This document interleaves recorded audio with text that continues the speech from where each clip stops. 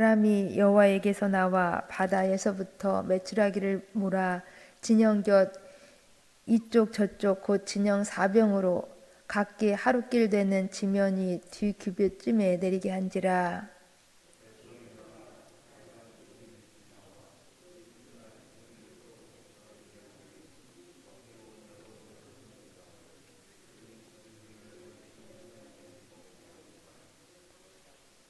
고기가 아직 이 사이에 있어 씹히기 전에 여호와께서 백성에게 대하여 진노하사 심히 큰 재앙으로 치셨으므로.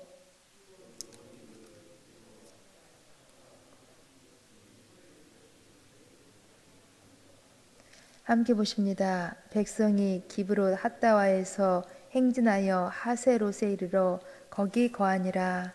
아멘. 몸이 아픈 사람은 먼저 그 아픈 원인이, 그 질병의 원인이 무엇인지를 정확하게 알고 정확한 진단이 있어야 치료가 이루어지는 것입니다. 마찬가지로 우리 인간에게도 고통을 가져다 주는 그 원인이 무엇인지를 정확하게 알아야 하는 것입니다. 성경 야고보서 1장 15절이 말씀합니다.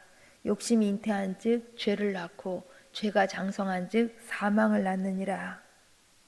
그렇습니다. 욕심이, 탐심이, 탐욕이 죄짓게 하고 결국은 멸망케 한다는 것입니다.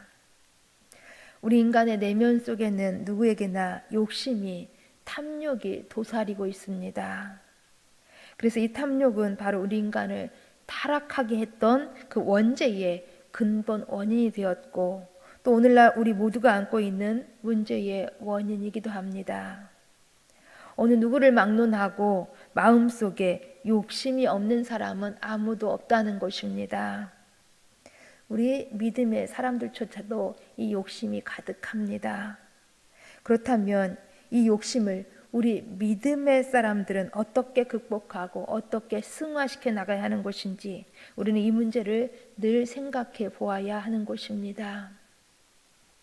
하나님의 은혜로 출애굽하여서 하나님의 은혜로 홍해를 걸어서 나온 이스라엘 백성들은 광야를 하나님의 보호하심과 하나님의 인도하심 속에서 가나안 땅을 향해서 행진하고 있었습니다. 낮에는 구름 기둥이, 밤에는 불 기둥이 인도하고 그들을 보호해 주셨다라는 것입니다.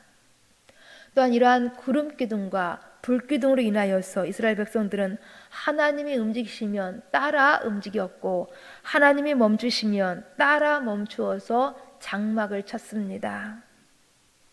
이처럼 철두철미하게 이스라엘 백성들은 하나님의 인도로 하나님의 보호하심 속에서 하나님께서 공급해 주시는 은혜로 행진하고 있었다라는 것입니다. 그런데 이런 이스라엘 백성들 가운데 아주 무서운 일들이 벌어졌습니다. 이러한 내용을 오늘 본문 민수기 11장은 우리 가운데 기록해 주고 있습니다. 물론 이스라엘 백성들은 처음에는 하나님의 인도하심 따라서 잘 순종하여서 따라가는 것처럼 보였습니다. 그러나 시간이 지남에 따라서 이스라엘 백성들은 타락한 본색이 드러나기 시작했습니다.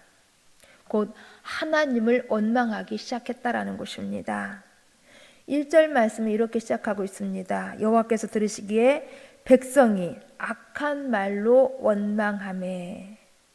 이스라엘 백성들은 하나님께서 베푸시는 만나의 기적을 매일 보면서도 하나님을 원망하기 시작했다라는 것입니다. 이스라엘 백성들은 놀라운 하나님의 구름기둥, 불기둥의 은혜를 체험하면서도 하나님을 원망하며 하나님을 불평했다라는 것입니다. 4절 말씀을 보시면 그들 중에 섞여 사는 다른 인종들이 탐욕을 품으며 이스라엘 자손도 다시 울며 이르되 누가 우리에게 고기를 주어 먹게 하랴 라고 되어 있습니다. 곧 이스라엘 백성들은 출애굽하면서 함께 노예 신분에서 탈출한 식민지 출신 사람들이 탐욕을 품고 불평하기 시작하자 이스라엘 사람들도 금세 따라서 함께 불평하고 원망했다라는 것입니다. 5절 6절에도 보시면 고기 좀 먹어보았으면 애굽에서 공짜로 먹었던 생선, 오이, 참외, 부추, 파, 마늘이 눈앞에 선한데 지금 우리는 먹을 것이 없어 죽는구나. 이 만나 밖에는 없구나 하면서 불평했다라는 것입니다. 이 같은 불평은 이스라엘 백성들 한두 사람으로 그친 것이 아니라 점차 온 백성들에게 확산되어 나갔습니다. 하나님께서는 이들의 원망 소리를 들으셨다라는 것입니다. 그리고 진노하셨습니다. 그래서 진노의 불을 이들 가운데 내리셨다라는 것입니다. 물론 육신을 가진 인간들은, 우리 사람들은 때로 원망하고 불평을 할 수도 있습니다. 그러나 이들이 불평한 그 문제에 불평거리가 무엇이었냐라는 것입니다. 이스라엘 백성들은 어처구니 없는 원망과 불평을 늘어놓았습니다. 6절 말씀을 보시면 이제는 우리 기력이 다하여 이 만나 외에는 보이는 것이 아무것도 없도다 라면서 불평했습니다. 이것은 감사를 상실한 이스라엘 백성들이 우리 가운데 보여주고 있습니다. 사실 만나는, 하나님이 주셨던 이 만나는 7절 말씀에도 보여지고 있는 것처럼 가시와 같고 모양은 진주와 같은 것이라 라고 말씀해 주고 있는 것처럼 아주 좋은 것이었습니다. 당연히 하나님이 주신 것이었기 때문에 좋은 것일 수밖에 없습니다. 그러나 이스라엘 백성들은 오래 먹으면서 실증을 내기 시작했다라는 것입니다. 그러면서 이미 떠나온 애굽까지도 그리워하기 시작하였습니다. 곧 하늘에서 내리는 이 기적의 만나도 더 맛있는 것, 더 좋은 것을 바라는 그 욕심이 이 만나를 주시는 하나님이 주시는 이 만나를 아주 가치 없는 것으로 여겨버렸다라는 것입니다. 그렇습니다. 오늘 주어진 것에 우리가 만족하고 감사하지 못한다고 한다면 우리는 더 좋은 것, 더 큰 것, 더 화려한 것, 더 가치 있는 것이 주어져도 여전히 만족하지 못하는 것입니다. 아무리 많은 재물이 쌓여있다 할지라도 탐욕의 눈으로 바라본다면은 나보다 더 많이 가진 사람들만 바라보면서 만족하지 못하는 것입니다. 탐욕의 눈으로 바라보면 감사할 것이 하나도 없다라는 것입니다. 그래서 기적을 경험해도 감사가 없고 만족이 없습니다.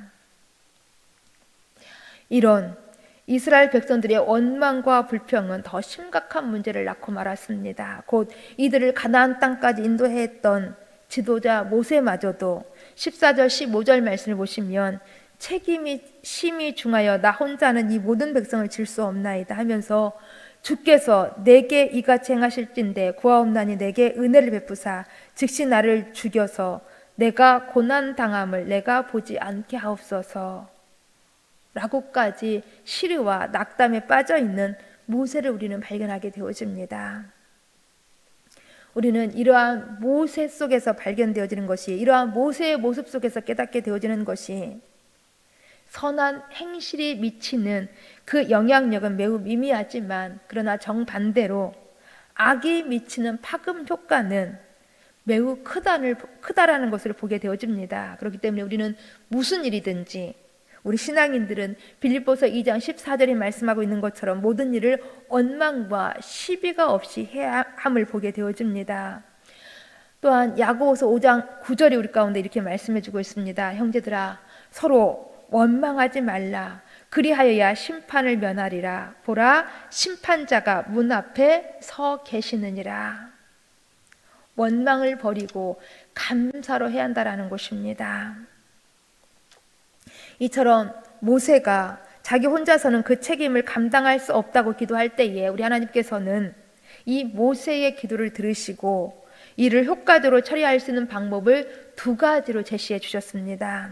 첫 번째는 70인의 대표자들을 세워서 책임을 분담하게 하셨습니다. 이 사실을 우리는 16절에서 발견하게 되어집니다.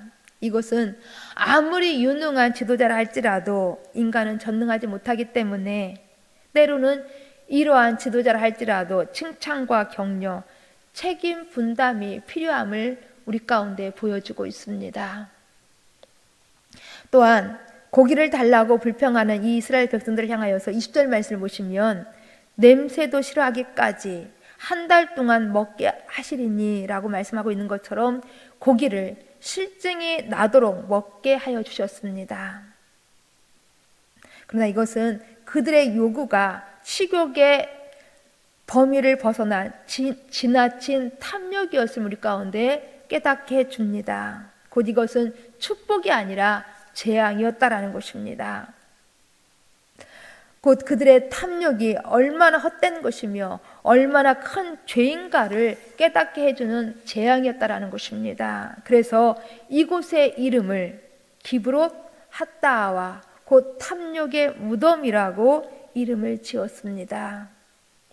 하나님의 은혜에 감사하지 못하고 육신의 만족만을 추구하는 인간의 탐욕이 원망과 불평을 낳게 하였고, 또한 공동체를 파괴하며 결과적으로 그 탐욕이 무덤에 이르게 했다라는 것을 보여주었다라는 것입니다. 34절 말씀, 우리 본문 함께 34절 말씀을 같이 읽습니다. 34절, 그곳 이름을 기브롯 핫다와라 불렀으니 욕심을 낸 백성을 거기 장사함이었더라.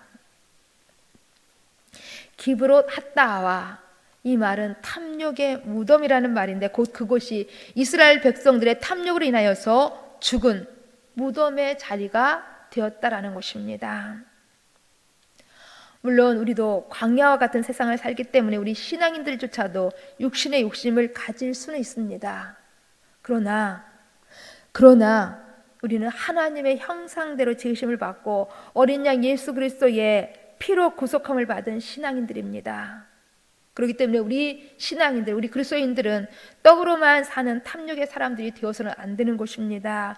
만나와 같은 하나님의 말씀으로 사는 사람들이며 우리는 하나님의 자녀들이라는 것입니다. 그렇기 때문에 우리는 이 사실을 늘 인지하면서 우리는 이 사실이 우리 가운데 얼마나 큰 복이요, 우리 가운데 얼마나 큰 은혜인 것을 날마다 감사하면서 주님으로 만족하는 삶을 살아야 하는 것입니다.